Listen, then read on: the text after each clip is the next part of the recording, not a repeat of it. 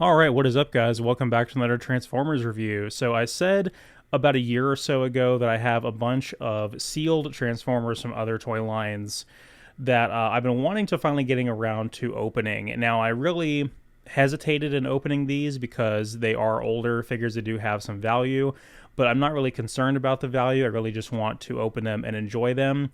And so I am finally deciding to bite the bullet and begrudgingly open my Classics Jetfire. This was released originally as part of, course, the Classics line in 2005 in the Voyager class. And I got this guy at a secondhand store around 2015, 2016 for about 60-ish dollars. And some collectors are probably screaming at their screen right now, like, do not open this, sell it or keep it sealed, whatever.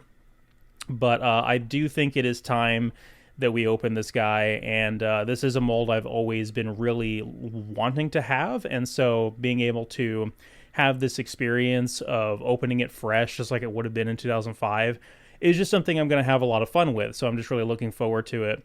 And I've got a few others that are not quite as old as this that I'm going to be going through, and that will be the next couple of Transformers videos. So hope you guys are looking forward to that. I just wanted to kind of preserve these last few moments of it in its box, and then we'll go ahead and open it and talk about it in its jet mode. All right, we are back, and we have Jetfire out of his box in jet mode, and I have to say right off the bat, it was worth it.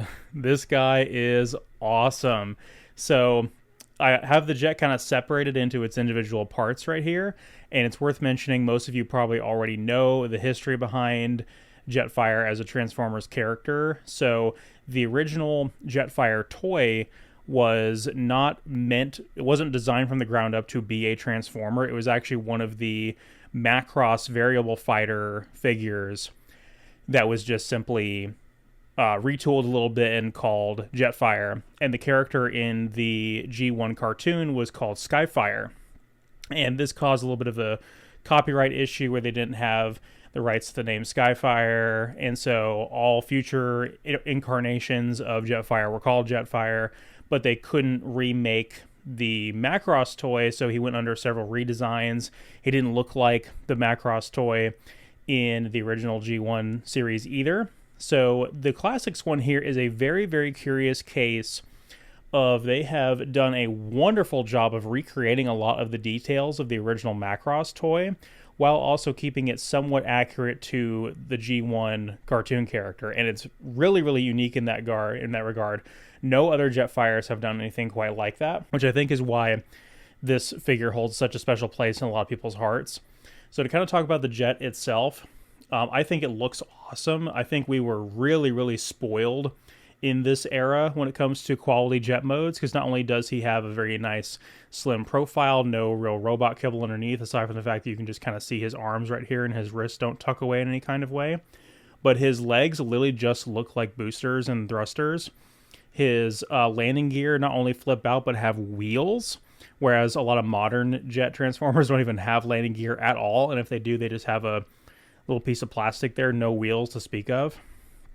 Inside the translucent cockpit is his head, but there's also molded in cockpit details, which is kind of unusual. The color is like this slightly off, like pearl white, and it has not yellowed in any way in almost 20 years. And there's not really any color matching issues or anything to worry about. The red hasn't scratched at all, and then right here where the cockpit is, you can see this. It's probably molded in the translucent plastic, and they've had to paint these sections right here, and it actually is holding up quite well. It's color matched pretty closely and doesn't really look that bad. So lots of nice molded in detail all over the jet. It just looks fantastic. And, like I said, it has a decent amount of play features with the landing gear, and he does have these guns on the side that swivel. That's part of the robot's helmet piece. And the wings can kind of move forward, and as part of the transformation as well, so you can kind of articulate the wings a little bit if you choose to. And then, of course, he has this rocket pack, which also has guns that flip out. You have to fold down the back wings like this in order for it to have enough room to peg in, which is fine. It's not that big of a deal. And this sort of completes the look we all know and love from the Macross Variable Fighter series.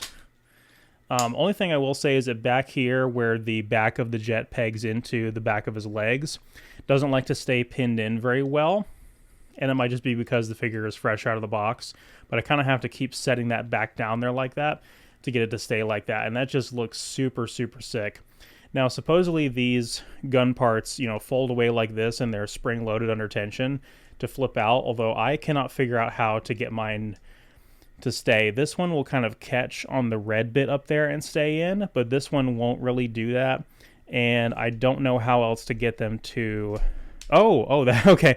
Guess what, guys? I figured it out. So we just simply push those red pieces forward on that sliding joint, and it kind of locks them in there. Well, it prevents them from having enough room to flip out, but I'm sure the spring is still under a lot of tension there.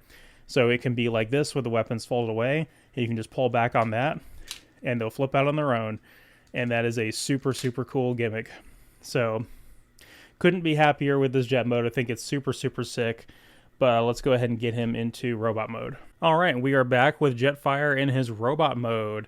And I'm just going to be gushing throughout this entire video, guys, because this guy is just so freaking cool. And this was such an awesome nostalgia trip opening this guy and getting to finally play around with it, because this Transformers were just built different back then. Like, granted, he doesn't have really the range of articulation or some of the design sensibilities that modern figures do. Whereas, some changes have been for the better over the years, but some changes have definitely not been for the better. He doesn't have... Well, let's talk about the articulation a little bit. So he has these really nice, heavy ratchets, which I love. They were very common on Voyagers, Ultras, and Leaders back in the day.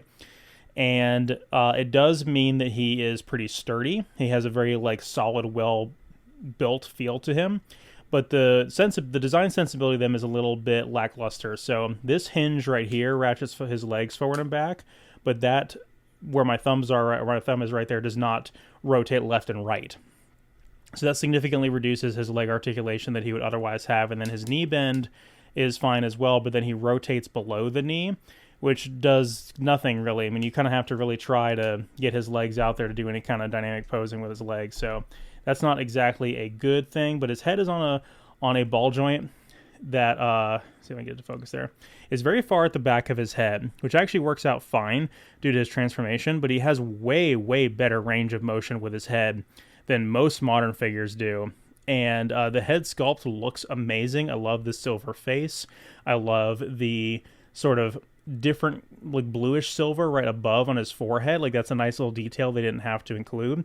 And then he has light piping, which is a feature we don't really see anymore. We always see painted eyes, and his blue light piping looks fantastic with all my lights going on right now. So fantastic looking head. Of course, he has he has no waist articulation or anything like that, but he's got the arms are pretty much full range. He's got the shoulders, he's got the elbows, he's got rotating wrists. So it's good enough for what type of figure this is with the amount of play features it has. The only thing that's a pretty significant problem that I'm sure a lot of other people have pointed out is the feet, because the way they kind of split open like that, his feet don't lay perfectly flat. So there's a pretty small surface area that he's actually standing on, and he can usually maintain his balance just fine, but with the backpack on, it's a lot harder. And I guess I'll go ahead and articulate the shoulder cannons down like this to further front load him and make his balance a little bit better. But he just comes with so much cool stuff that they did not have to include, but they did. So his helmet, or his head, already looks great. Looks pretty faithful to the G1 cartoon character, but he has this helmet which makes him look more faithful to the Macross character, or Macross mecha.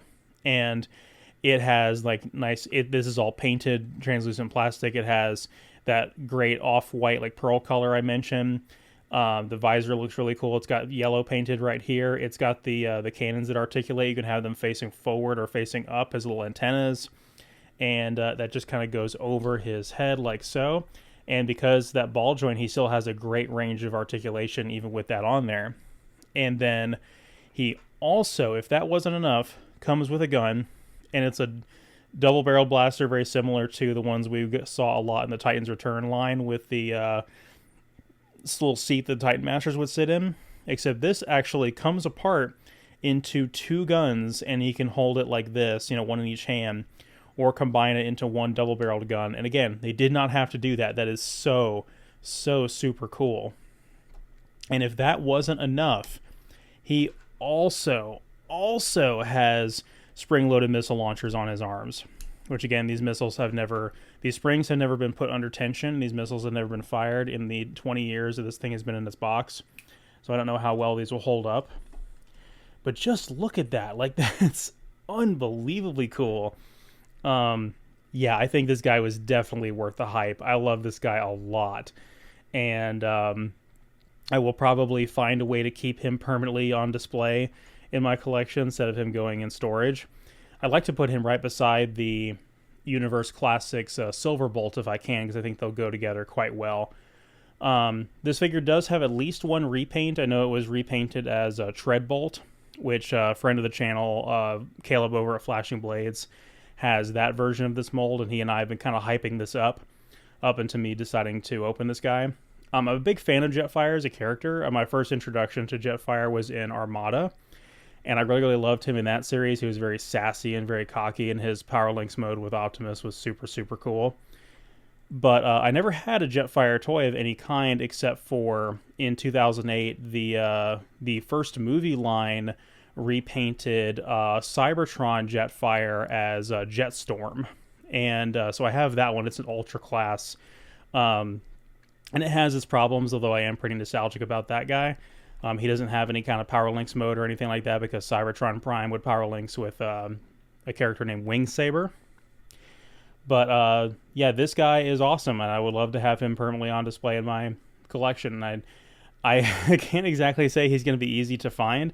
I think he is quite a sought-after figure by collectors and fans, and for good reason. I mean, the Classics line is very highly regarded amongst fans, particularly G1 fans, because at the time it was the first time in 20 years that we had the G1 characters reimagined with new designs. Nowadays we're practically spoiled on it, like it happens all the time, but for that era this was very unique, and these figures were always regarded as particularly high quality by most of the fans that I remember discussing them back in the day. Some of them haven't aged particularly well, but I think this one has aged fantastically in my personal opinion, and I'm very happy to have finally opened him. So if you're looking for this guy, he probably can be quite a bit of money, and there might be third-party Jetfires out there that are probably going to be cheaper and nicer in terms of, you know, what you're getting for your money. But this guy is cool, so I can't knock it if you wanted to spend the money on trying to track him down. But I think that's about all I have to say about Classics Jetfire, and now I'll see you guys in the next video.